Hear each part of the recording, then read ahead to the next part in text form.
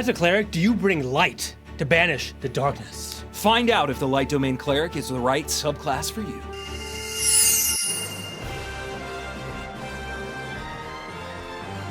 What's going on, YouTube? I'm the Mind Flayer Slayer. And I'm Dr. DM, and today we are the Amen once again. Amen. And we are bringing you now the second of Cleric's subclasses, the Light Domain Cleric. And we're going to cover it from beginning to end, let you know what's different from 2014 and 2024, let you know our tier ranking if you stick around till the end. So let's get started on its level 3 ability. Starting off with your expanded Light Domain spell list. Your connection to the Divine Domain ensures you always have certain spells prepared. Like all subclasses that have an expanded spell list, these are always available to you all the time in D&D 2024.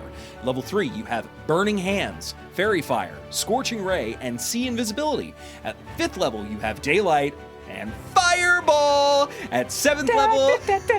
Sorry. You're fine. At 7th level, you have Arcane Eye and Wall of Fire. And at 9th level, you have Flaming Strike and Scrying. So here's what I like about Clerics. So far, the subclasses we've seen are very flavorful. Yes. Like everything is compact, makes sense, right? We just saw the Life Cleric, and Healing, the Light Cleric, you have Light and Fire. It's fantastic. It really fits exactly in the fantasy that the Cleric is trying to be. We got some good ones here, especially for damage, which is a lot of the Light Cleric's sort of potency. A Flame Strike spin buff is really good. Burning Hands Fireball for a Cleric, that's fantastic.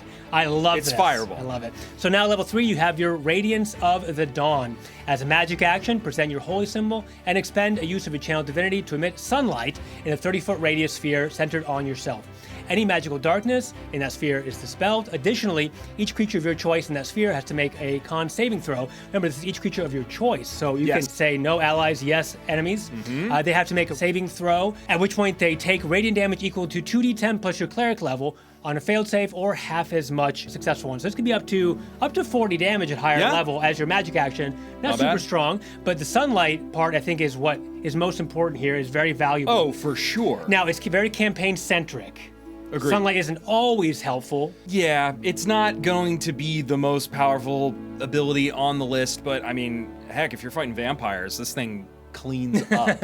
Yeah, and this was really good in Baldur's Gate 3. It was a mainstay for clerics. If you played that game, I'm sure you did. It's a good way to go if you're in the Underdark, you're fighting whatever it is, werewolves, vampires, like Mind Flayer Sarah just alluded to. This is a good thing to just have on hand. Instant damage right away, Radiant. It's a really good magic type. And I love the built-in careful spell aspect of it where you don't have to worry about hitting your friends. Agreed. All right, Level 3, Warding Flare. When a creature you can see within 30 feet of you makes an attack roll, you can use your reaction to impose disadvantage on the attack roll, causing light to flare before the attacker before it hits or misses. You can use this feature a number of times equal to your Wisdom modifier. You regain all expended uses when you finish a long rest. Okay, I like this. It's a pretty good way to use your reaction. At lower levels especially, you're not necessarily always using your reaction. Yeah, especially for Cleric. Yeah. And disadvantage at lower levels, once again, having a monster do disadvantage attack is a kind of a huge bane to them. Yeah. Higher levels when monsters have like multi-attacks and so on, it's not that great, but if something's really important you don't want it to hit, this is attack roll only, not like a spell. So I think it's really good. You can use it in clutch moments, and you got it from level 3 on. So I think this is a fairly good ability. I agree. Okay, level 6. Speaking of Warding Flare, now it is improved Warding Flare. Yeah. So when you use Warding Flare to protect somebody, you can also give them temporary hit points. You regain all uses of Warding Flare whenever you finish a short or long rest. So this is going to be 2d6 plus Wisdom, level 6. Fine. Pretty solid. Yeah, it scales not super well. I mean, you're looking at maybe if you have a 20 Wisdom, up to 17 temporary hit points. Now again, temporary hit points, of course, don't stack. There's some ways, there's some shenanigans like Armor of Agathis to make some weird combos, but overall, you'll probably be using Warding Flare almost every single turn. So over the course of combat, you're looking to maybe give me some temporary hit points equal to 50, 60, 80. I mean, who knows? So this goes a long way. You know, I actually wonder if this is in some ways a little better than even the healing of Life Domain, but in a different way. Because this is every turn without having to expend. You can still attack and use your bonus action. I mean, honestly, yes. This is pretty good. This is pretty powerful. And Fireball. Oh my god, it's Fireball! So enticing! Okay, now, your next ability, as all clerics do, jumps now at level 17. So, Correct. you have a long way to wait for this. Let's talk about Corona of Light. Your Corona of Light. It's active right now. Cheers. Oh. As magic action, you can cause yourself to emit an aura of sunlight that lasts for 1 minute or until you dismiss it. No action is required. You emit bright light in a 60-foot radius or dim light for an additional 30 feet.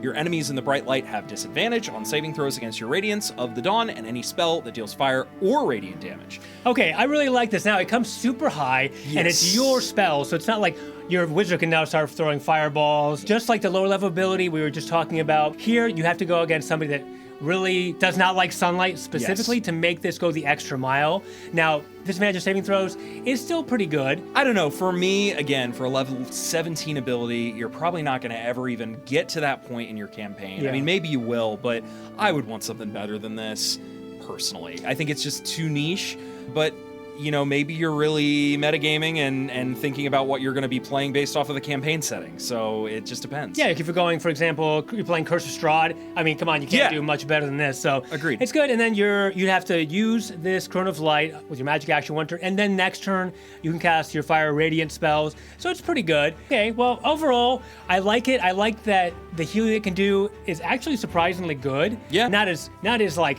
maximum as Life Cleric, but it still does the Cleric thing and does more damage than probably a lot of Cleric classes. Yeah, I don't know. For me, again, I really, this one is one that I feel like I need to try before I give it a definitive, but I'm leaning towards like C+. I think it's actually a little worse than the Life. Okay. But it's hard to say because if that healing kind of balances itself out, and having access to Fireball is just insane. I mean, it's awesome. Yeah, you having a Fireball with a Cleric, it makes your spell slots really work for you. Yeah. Especially if you're like in a damage-heavy group or you need to do extra damage. It's a good way for your Cleric to have AoE because their attack isn't really that strong. So what's your rating? Spellcasting is good. If you're in a campaign where daylight and those kind of things are very valuable, this could go up to A.